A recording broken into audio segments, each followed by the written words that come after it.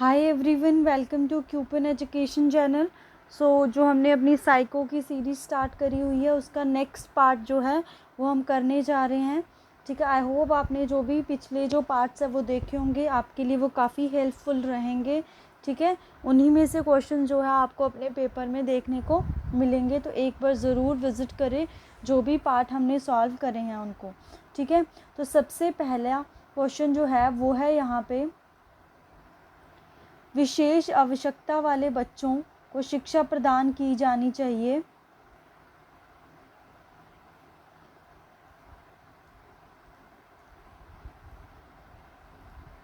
Education for the child with special need should be provided, कि उनकी जो education है उनको कैसी एजुकेशन प्रोवाइड करवानी चाहिए। विशेष शिक्षण विधियों द्वारा, कि स्पेशल टीचिंग नीड्स के द्वारा, स्पेशल स्कूल में, या फिर विशेष अध्यापकों द्वारा, by special teacher in special school. तो ये तीनों ही ऑप्शन इसका रॉन्ग है। विद नॉर्मल पीपल, जितना उनको नॉर्मल पीपल के साथ हम मतलब कि एजुकेट करेंगे उतना ही उनके लिए इस हम बोल सकते हैं एनवायरनमेंट में अडेप्ट करना इजी होगा। तो राइट आंसर इज़ ए, हम बोल सकते हैं सामान्य बच्चों के साथ। नेक्स्ट क्वेश्चन है, an ideal teacher should concentrate, जो आइडियल टीचर होता है वो किस चीज़ पे कॉन्सेंट्रेट करता है। एक अच्छा शिक्षक शिक्षण विधियों पे, जो विषय पढ़ाना है, छात्र एवं उनके व्यवहार पे, वह सभी।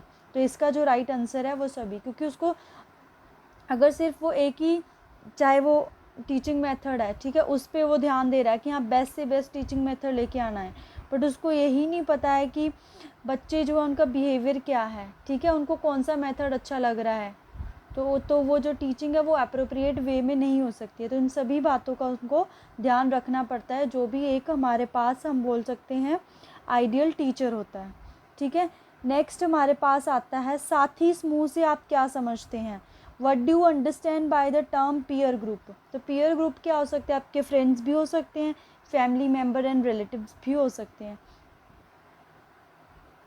सॉरी, पीयर ग्रुप है peoples of the same profession. ठीक है, people of the same profession मतलब वो फ्रेंड्स ही हो गए एक तरह से आपके, और फ्रेंड्स। ठीक है, तो ऑप्शन ए एंड बी मतलब डी जो है वो इसका राइट आंसर है। नेक्स्ट जो हमारी इवेल्युएशन है, मूल्यांकन है, तो वो ओनली क्वांटिटेटिव होती है या फिर क्वालिटेटिव होती है। तो these are both, A and B. ठीक है, गुणात्मक भी है और मात्रात्मक भी है। नेक्स्ट क्वेश्चन देखते हैं, who is the founder of the playway method. खेल विधि के प्रतिपादक किसे माना जाता है। तो खेल विधि के जो प्रतिपादक हैं वो है हमारे पास फ्रॉबल। ठीक है, कौन है, फ्रॉबल। नेक्स्ट क्वेश्चन है, एक बालक की शैक्षिक लुब्धि 70 से कम है, मतलब जो उसका IQ है वो लेस देन 70 है, तो ऐसे बच्चे को हम क्या बोलेंगे, ऐसे बच्चे को बोलेंगे हम पिछड़ा हुआ बालक। हिंदी में बोलेंगे पिछड़ा हुआ बालक, और इंग्लिश में बोलेंगे बैकवर्ड चाइल्ड। ठीक है, बैकवर्ड चाइल्ड। नेक्स्ट है हमारे पास, students observe fashion show and try to imitate models. शिक्षार्थी फैशन शो को देखकर मॉडल्स का अनुकरण करने की कोशिश करते हैं।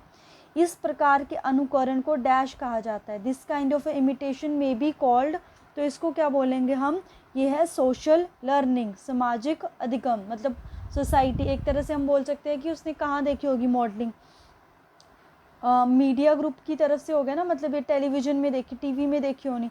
तो ये जो मीडिया ग्रुप है ये किसका एजेंट है, ये हमारे पास सेकेंडरी एजेंट है फॉर द सोशलाइजेशन। तो ये हुई सोशल लर्निंग। नेक्स्ट है हमारे पास अकॉर्डिंग टू पियाजे। ठीक है, तो पियाजे पे हम आते हैं। जो लास्ट मैंने वीडियो डाली थी उसमें मैंने प्री ऑपरेशनल स्टेज को ऊपर कर दिया था और सेंसरी को नीचे कर दिया था। आपकी ट्रिक है SPCF। ठीक है, SPCF मतलब सबसे पहली सेंसरी मोटर आती है स्टेज, संवेगी। ठीक है, सबसे पहली सेंसरी मोटर जो कि संवेगी है, उसके बाद आती है प्री ऑपरेशनल।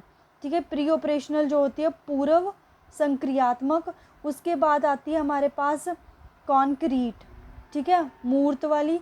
लास्ट में जो फॉर्मल आती है आपकी, फॉर्मल जो कि औपचारिक वाली है। ठीक है, तो ये आप करेक्ट कर लेना, लास्ट वीडियो में मैंने प्री ऑपरेशनल को पहले कर दिया था। ठीक है, सेंसरी मोटर है जो 0 to 2 होती है हमारे पास। तो अकॉर्डिंग टू पियाजे, which of the following would be an example of a sign. पियाजे के अनुसार निम्नलिखित में से कौन सा संकेत का उदाहरण है? किस में से कौन सा बच्चा मतलब संकेत कर रहा है एक तरह से? एक शिशु का अपने वस्त्र की तरफ घूमती हुई आती गेंद को देखना, एक शिशु का अपनी भुजाओं को एक पक्षी की भांति फैलाना, एक शिशु का अपने पालतू जानवर को कुत्ता कहकर पुकारना। ठीक है, तो ये है इसका baby calling the family pet poodle dog. ठीक है, तो ये हमारे पास एक तरह से साइन का क्या हुआ उदाहरण। नेक्स्ट है हमारे पास according to Gestalt theory of perception which statement is wrong. प्रत्यक्षण के गेस्टोल सिद्धांत के अनुसार निम्नलिखित में से कौन सा सिद्धांत असत्य है? तो पहला है व्यक्ति किसी भी वस्तु का प्रत्यक्षण अलग अलग ना करके संपूर्ण रूप से करता है। Every person perceive object not in a part but as a whole। ये तो सही है। if a person perceive an object then a change occur in a related region of the brain। व्यक्ति जिस वस्तु या घटना का प्रत्यक्षण करता है उसके मस्तिष्क में संबंधित क्षेत्र में कुछ परिवर्तन हो जाता है। ये तो सही है, क्योंकि अगर आप प्रत्यक्ष करते हो, परसेप्शन करते हो जिस एरिया से रिलेटेड, तो उससे रिलेटेड चेंजेस तो होगा ही आपके दिमाग में। नेक्स्ट है दृष्टि क्षेत्र में संसंजक बलक तथा अवरोधक बल दोनों ही मौजूद होते हैं। कोहेसिव फोर्स और रिस्ट्रेनिंग फोर्स, यस, दोनों ही होते हैं। प्रत्यक्षण संगठन का स्वरूप अर्जित है, ये इसका रॉन्ग है। Perception is a form of organisation, option जो बी है। नेक्स्ट है who said infancy is the ideal period of learning. शैशवावस्था को सीखने का आदर्श काल किसने कहा था? तो वो है Valentine, option D. Next question देखते हैं। तो नेक्स्ट क्वेश्चन है हमारे पास who developed the concept of a perception. प्रत्यक्षीकरण का प्रत्यय को किसने दिया था? मतलब ये हमारे पास वर्दीमियर ने। नेक्स्ट है who is associated with cognitive development, कि संज्ञानात्मक विकास है उससे कौन से साइकोलॉजिस्ट जो है वो रिलेटेड है? जीन पियाजे तो आपको पता ही है, बट एल्बर्ट जो हमारे पास ब्रूनर है जो, ठीक है, जेम्स ब्रूनर है, तो ये भी क्या है आपके, हम बोल सकते हैं कि संज्ञानात्मक विकास से जुड़े हुए हैं। तो both A and B is the right answer. Next है एडजस्टमेंट इज़ रिलेटेड टू, समायोजन का संबंध किससे है? तो ये हमारी सोशल डेवलपमेंट से रिलेटेड होता है। ठीक है, जैसी हमारी सोसाइटी है, सोशल है, कल्चर है, नॉर्म्स है, ठीक है, तो उसके अकॉर्डिंग हम एडजस्ट करते हैं। तो ये हमारी सोशल डेवलपमेंट से रिलेटेड हुआ। नेक्स्ट क्वेश्चन है id ego and superego संबंधित हैं। Id ego and superego related are, किससे रिलेटेड है? ये पर्सनैलिटी से। ठीक है, अभी आप मेरे को बताओगे जो भी सुपर ईगो है आपका, सुपर ईगो, ठीक है, या हम बोल सकते हैं हिंदी में इसको परा अहम बोलते हैं। ठीक है, परा अहम। तो जो ये है ये कौन से प्रिंसिपल या कौन से सिद्धांत पे, किस सिद्धांत को फॉलो करता है? ठीक है, उसका आंसर आपने देना है। सुपर ईगो जो है ये हमने काफ़ी बार करा हुआ है। नेक्स्ट है which one is not related to measure variability. निम्नलिखित में से कौन विचलनशीलता की माप से संबंधित नहीं है? तो वो है हमारे पास, तो अगर हम बात करें किसकी, वेरिएबिलिटी की, तो जो मीन एंड मोड है दोनों ही वेरिएबिलिटी से रिलेटेड नहीं है। ये मतलब विचलनशीलता जो है उससे रिलेटेड नहीं है। तो बोथ ए एंड बी, ये जो दोनों होती है सेंट्रल टेंडेंसी या सेंट्रल मैक्सिमा, उससे रिलेटेड होते हैं ये। ठीक है, सेंट्रल मैक्सिमा से रिलेटेड होते हैं ये। सो नेक्स्ट क्वेश्चन है निम्न में से शब्दों को ना पहचान पाना किस प्रकार का अधिगम अक्षमता है? Not being able to recognise the words in which kind of a learning disability. ठीक है, मतलब रीडिंग एबिलिटी है एक तरह से। तो ये आप मेरे को कमेंट सेक्शन में बताओगे कि इसका राइट आंसर क्या है, ये हमने करा हुआ है। ठीक है, बुद्धि लब्धि की सामान्य सीमा क्या है? What is the normal range of IQ? ठीक है, नॉर्मल रेंज हम बोल सकते हैं वो है 90 टू लेके 110 तक। ठीक है, नेक्स्ट क्वेश्चन है फ्रॉइड की, according to Freud aggressive behaviour is related to, कि जो फ्रॉइड है उसके अनुसार जो आक्रामक व्यवहार का संबंध है वो किससे है, तो वो है डेथ इंस्टिंक्ट से, जिसे बोलते हैं मृत्यु मूल प्रवृत्ति। ठीक है, इसको थैनाटोज भी बोलते हैं, थैनाटोज। एक होता है इरोज, ठीक है, जो हमारे पास क्या होते हैं उसको बोलते हैं लाइफ इंस्टिंक्ट। ठीक है, मूल प्रवृत्ति बोल सकते हैं एक तरह से। वो हमारे लिए हमारी प्लेजर का काम करता है, खुशी का काम करता है। ठीक है, वो पॉजिटिव वाइब्स लेके आता है।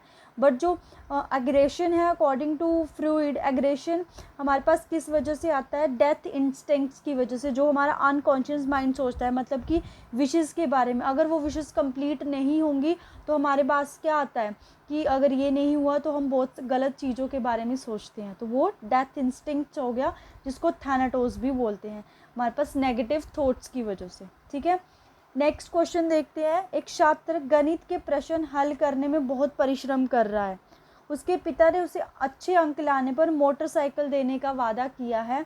इसका अर्थ है कि जो उसकी मोटिवेशन है वो कैसी है। A student is working hard solving mathematical problem as his father has promises to give him a motorcycle if he gets a good mark. This means the student has कि उसको क्या मिलेगी, मोटरसाइकिल मिलेगी अगर उसके मार्क्स अच्छे आते हैं मैथमेटिक्स में। तो एक तरह से वो हुई, हम बोल सकते हैं एक्सटर्नल मोटिवेशन। ठीक है, बाह्य प्रेरणा, मतलब बाहर से उसको क्या किया जा रहा है, मोटिवेट किया जा रहा है। नेक्स्ट क्वेश्चन है, एक विद्यार्थी कहता है मुझे एक महान गणितज्ञ बनने के लिए समस्या निराणक कौशल्य पर प्रभुत्व प्राप्त करना चाहिए। उसकी प्राप्ति के लिए कठिन परिश्रम करूंगा। इस विद्यार्थी में कौन सी प्रेरणा, मतलब वो खुद से सोच रहा है कि हाँ मेरे को एक अच्छा मैथमेटिशियन बनना है, तो अगर मैथमेटिशियन अच्छा बनना है तो मेरे को वर्क हार्ड करना पड़ेगा। तो वो इंटरनली चीज़ें आ रही हैं उसमें। तो वो कौन सा हुआ, इंटरनल मोटिवेशन, जो कि है आंतरिक प्रेरणा। ठीक है, आंतरिक प्रेरणा। नेक्स्ट क्वेश्चन देखते हैं। एक नवयुवक को पुलिस अफसर नहीं बनाया गया क्योंकि उसकी लंबाई निर्धारित लंबाई से कम थी। तो निम्नलिखित में से कौन सी विधि का प्रयोग हुआ। A young man could not recruited as a police officer because he was short of prescribed height. Which of the following procedure was followed? मतलब एक पैरामीटर सेट किया गया है। ठीक है, एक क्राइटेरिया जो है वो सेट किया गया है, मतलब हाइट जो होती है वो सेट की गई कि अगर आपकी हाइट इतनी है, लेट्स से 5'3" हाइट जो है वो सेट की गई है। जिसकी भी 5'3" हाइट होगी वो चला जाएगा आगे। ठीक है, आगे वाले राउंड में। जिसकी नहीं होगी उसको वहीं से बाहर कर देंगे, मतलब एक क्राइटेरिया सेट किया गया है। तो ऐसे टेस्ट जहाँ पे एक क्राइटेरिया सेट किया गया होता है। ठीक है, लाइक आपका जो टैट का एग्ज़ाम हो उसमें भी एक क्राइटेरिया क्या करा हुआ है सेट, कि आपके 90 फॉर जनरल कैटेगरी की जो 90 मार्क्स है वो आने चाहिए। अगर आपके 90 मार्क्स है तो आपका क्लियर है, अगर नहीं है तो वो क्लियर नहीं है, मतलब एक क्राइटेरिया सेट किया गया है। तो ऐसे जो टेस्ट होते हैं उनको बोलते हैं क्राइटेरियन रेफरेंस्ड, उसमें इवैल्यूएशन की गई है, निष्कर्ष संबंधित, मतलब एक क्राइटेरिया सेट किया गया है। ठीक है, वो हो गया हमारे पास क्राइटेरियन रेफरेंस टेस्ट। नेक्स्ट है हमारे पास, निम्न में से कौन सा एक प्रयोगात्मक विधि का आवश्यक अवयव है। विच of the following is the most essential component of experimentation. Experimentation method है ना, साइकोलॉजी में यूज़ किया जाता है टू ऑब्जर्व द बिहेवियर, बच्चे के व्यवहार को देखने के लिए। तो इसमें जो सबसे इम्पॉर्टेंट कंपोनेंट है वो क्या है, वो होती है कंट्रोल कंडीशंस, नियंत्रित अवस्था। मतलब अगर कंडीशंस कंट्रोल है तभी आप एक्सपेरिमेंटेशन जो है कर पाओगे, अदरवाइज नहीं कर पाओगे। ठीक है, और ये एक तरह से बेस्ट सूटेबल मेथड भी माना जाता है, ये जो एक्सपेरिमेंटेशन मेथड है। घुमा फिरा के इसमें से क्वेश्चन आते हैं कि जो कंट्रोल कंडीशंस हैं, नियंत्रित अवस्था के अंदर जो विधि है वो कौन सी है, प्रयोगात्मक विधि है। ठीक है, जो सिस्टमेटिक वे में चलती है, जो प्रोसीजर को फॉलो करती है, तो वो हमारी हो गई एक्सपेरिमेंटल, हम बोल सकते हैं टेक्निक्स। नेक्स्ट क्वेश्चन देखते हैं। Which one of these is not related to measure of a central tendency. केंद्रीय प्रवृत्ति को जो मेजर नहीं करता है। ठीक है, विचलनशीलता को तो जो था मानक विचलन वो करता था, तो यहाँ पे केंद्रीय प्रवृत्ति है। तो मैंने बोला था कि सेंट्रल मैक्सिमा को माध्य, बहुलक और माध्य का ये तीनों करेंगे, बट ये नहीं करेगा। मानक विचलन जो कि है स्टैंडर्ड डेविएशन, ये विचलनशीलता को करता है। ठीक है, नेक्स्ट क्वेश्चन है, बुद्धि गुणांक का प्रत्यय सर्वप्रथम दिया था the concept of A IQ was first given by. देखो ये जो क्वेश्चन है ना, अगर तो वो पूछे कि जो IQ टर्म है वो किसने दी है, तो इसका आंसर है स्टर्न, विलियम स्टर्न। अगर कोई पूछता है फर्स्ट IQ टेस्ट है हमारे पास, ठीक है, IQ टेस्ट है, तो वो दिया है एल्फ्रेड बायनेट ने। किसने दिया है? एल्फ्रेड बायनेट ने। तो यहाँ पे उसने बुद्धि गुणांक का प्रत्यय, the concept of intelligence quotient was first given by. तो मतलब कि कोई इंटेलिजेंस क्वोशिएंट का मतलब है कि टेस्ट जो है वो ऐसा हो सकता है, उस चीज़ का कॉन्सेप्ट दिया गया, तो वो विलियम एल्फ्रेड बायनेट ने दिया। अगर टर्म बोलता वो IQ, तब हम विलियम स्टर्न करते हैं। यहाँ पे उसने कॉन्सेप्ट बोला है IQ का, तो वो एल्फ्रेड बायनेट ने दिया है। ठीक है, नेक्स्ट क्वेश्चन देखते हैं। CCE stand for continuous and comprehensive evaluation, सतत एवं व्यापक मूल्यांकन। नेक्स्ट क्वेश्चन देखते हैं। तो नेक्स्ट क्वेश्चन है, वह बच्चे जिनकी मानसिक आयु काल अनुक्रमिक आयु से कम होती है क्या कहलाते हैं? Children whose mental age is lower than the chronological age are called. तो ऐसे बच्चों को बोलते हैं मंदित बालक, रिटार्डेड चिल्ड्रन। ठीक है, रिटार्डेड चिल्ड्रन। शैक्षिक मनोविज्ञान क्या है, क्या नहीं है? Educational psychology is not. देखो यहाँ पे हर टर्म डिफाइन कर दी गई है कि एजुकेशन साइकोलॉजी कौन सा साइंस है। ठीक है, तो क्वेश्चन ये भी बनता है कि 4 ऑप्शंस होंगे कि education psychology is the science of what. तो इन तीनों में से जो भी आपको ऑप्शन मिलेगा वो इसका राइट आंसर होगा। बिहेवियरल साइंस है, व्यवहारिक विज्ञान तो है, प्रयुक्त विज्ञान भी है, अप्लाइड साइंस भी है, और सामाजिक विज्ञान भी है, सोशल साइंस भी है। तो साइकोलॉजी इज अप्लाइड साइंस, प्रयुक्त विज्ञान सामाजिक साइंस, सोशल साइंस मतलब सोशल सामाजिक विज्ञान, व्यवहारिक विज्ञान that is your behavioural science. तो ये तीनों जो है वो साइकोलॉजी में आता है। बट आदर्श मूलक विज्ञान नॉर्मेटिव जो है वो हमारे पास नहीं आता है। तो ऑप्शन सी आदर्श मूलक विज्ञान इसका राइट आंसर है। नेक्स्ट क्वेश्चन है, children construct their own understanding through interaction with their environment. बच्चे अपने वातावरण के साथ संबंध बनाते हुए अपनी समझ का विकास कर लेते हैं। किसने कहा था? तो ये कहा था हमारे पास पियाजे ने। ठीक है, जीन पियाजे ने। तो आप देख रहे हो हर जगह जीन पियाजे का क्वेश्चन आ रहा है, चाहे उनकी डेफिनेशन के ऊपर हो, उनकी स्टेजेस के ऊपर हो, उनकी स्टेजेस में जो टर्म्स यूज़ की गई उनके ऊपर हो। तो जीन पियाजे theory is very very important. ठीक है, लास्ट के कुछ क्वेश्चन देखते हैं। एक बच्चे को गुलाब का कांटा चुभ गया जिससे उसे काफ़ी चोट पहुंची। आगे चलकर वो लाल पोशाक या किसी भी लाल रंग की चीज़ को देखकर डरने लगता है। यह उदाहरण है। ठीक है, a child got prickled by the thorn of a red rose and got hurt. Later on she started expressing fear towards a red dress or anything red in color. This is an example of। तो ये किस चीज़ का example हुआ? ये हमारे पास हुआ एक तरह से स्टिमुलस जर्नलाइजेशन, कि उसमें क्या होगी, उसने उद्दीपक सामान्यकरण कर लिया एक तरह से, कि अगर वो रेड चीज़ को देखेगा, जैसे हमारी साउंड बेल होती है ना, वो क्या होता है हमारे पास एक कंडीशन स्टिमुलस होता है ना, कि साउंड बेल जैसे उसको पता है साउंड बेल बजती है, चाहे वो बाहर हो अंदर कहीं पे भी हो, तो उसके मुंह में सलाइवा आएगा। ठीक है, तो सलाइवा वो रिस्पॉन्स हुआ। तो वैसे ही जो फियर है वो उसका रिस्पॉन्स जर्नलाइजेशन हुआ। बट उसको देख के वो जो डर रहा है वो क्या हुआ, वो स्टिमुलस जर्नलाइजेशन हुई, उद्दीपक सामान्यकरण। उसने वो सोच लिया कि जो भी लाल कलर की रेड कलर की चीज़ होगी वो उसके लिए मतलब उससे उसको क्या है, खतरा है। ठीक है, तो वो जर्नलाइजेशन हुई, स्टिमुलस जर्नलाइजेशन। अगर वो बोलते कि उसका डरना क्या हुआ, ठीक है, वो डरना क्या हुआ, तो वो था रिस्पॉन्स जर्नलाइजेशन। पहली मनोवैज्ञानिक प्रयोगशाला की स्थापना की थी, कि जो सबसे पहली हमारे पास साइकोलॉजिकल लैब थी वो किसने हम बोल सकते हैं करी थी? तो वो करी थी विलियम, हम बोल सकते हैं वुंडेट ने। ठीक है, विल्हेम वुंडेट ने कहाँ पे करी थी? जर्मनी में, जर्मनी लिप्जिग में। ठीक है, अगर ईयर की बात करें तो 1879 में। ठीक है, अब आप मेरे को कमेंट सेक्शन में बताओगे कि जो इंडिया है, इंडिया में फर्स्ट जो साइकोलॉजिकल लैब है वो कहाँ पे हम बोल सकते हैं इस्टेब्लिश्ड हुई थी वेयर, ठीक है। तो ये आप मेरे को कमेंट सेक्शन में बताओगे, मैंने पुरानी वीडियोस में ये डिस्कस करा हुआ है, ठीक है। तो ये थे हमारे आज के साइको के इम्पॉर्टेंट क्वेश्चन। आई होप आपके लिए हेल्पफुल रहेंगे। अगर वीडियो अच्छी लगती है तो चैनल को शेयर करें, सब्सक्राइब करें। Thank you.